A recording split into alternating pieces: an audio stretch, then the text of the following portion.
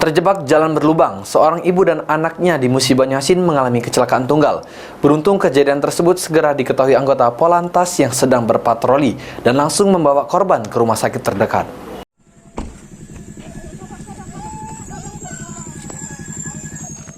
Terjebak di jalan berlubang, seorang ibu dan anaknya mengalami kecelakaan tunggal di Jalan Negara Lintas Tengah Sekayu, Lubuk Linggau, tepatnya di Desa Sukarame, Kecamatan Sekayu, Musi Banyuasin.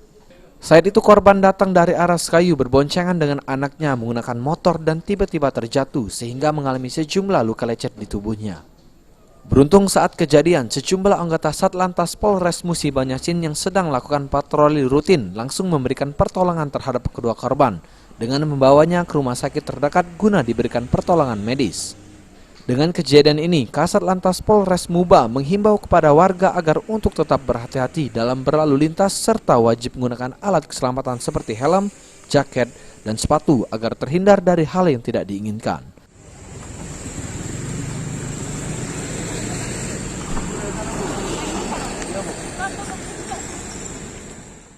Tadi pada saat kami sedang melaksanakan patroli jalan lintas tengah, kami mendapati masyarakat yang kebetulan terjatuh ataupun kecelakaan tunggal, yang mana kami langsung turun membantu memberikan pertolongan dengan membawa segera ke tenaga medis terdekat untuk mendapatkan perawatan medis guna mengobati tadi korbannya, yaitu anak kecil yang terbanting lalu kakinya robek namun sudah ditangani oleh tenaga medis.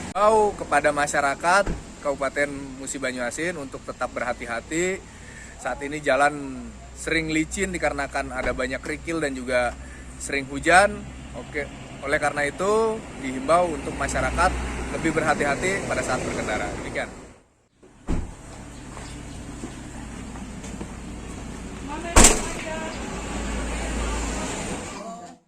Ruzi Iskandar, PAL TV.